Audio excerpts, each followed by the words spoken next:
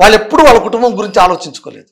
అది నేను రైట్ అని చెప్పను, కానీ నేను చెప్పేది నా కుటుంబం కోసమో, నేను ఒక స్థలం కొనాలి, లేదా నేను ఒక ఇల్లు కట్టుకోవాలి, వాడు ఎమ్మెల్యే ఇంత డబ్బులు ఇచ్చేస్తాడు, లేదా మండల ప్రెసిడెంట్ ఇంత ఇస్తాడు, ఇంకొకటి ఇస్తాడు, ఈ డబ్బులు తీసుకుందాము, సర్దుకుందామా అంటే అది ఇప్పుడు కూడా నడుస్తుందా అండి? ఇంకా ఎక్కువ నడుస్తుంది కదా, ఎక్కువ నడుస్తుంది, డీలింగ్స్ ఎక్కువ నడుస్తున్నాయి ఇప్పుడు. ఎందుకు నడవండి? చాలా మంది ఉంటారు, మీ జర్నలిస్టులు కూడా చాలా మంది లంచం తినేవాడు. ఎందుకు ఉండకూడదు అంటాను నేను. వాడు ఉండేది కూడా సొసైటీలో కదా. ఏ జర్నలిస్టులు ఆకాశం నుంచి ఊడిపడ్డారా?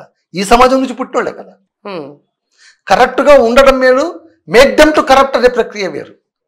రైట్, వాళ్ళని కరప్ట్గా మార్చడం మళ్ళీ ఎంత దారుణం అండి.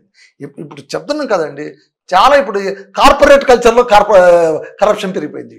ఇప్పుడంతా కార్పొరేట్ కల్చర్గా ఉంటుంది. ఇప్పటికీ కూడా చంద్రమోహన్ తెలుసు కదా, సినిమా యాక్టర్.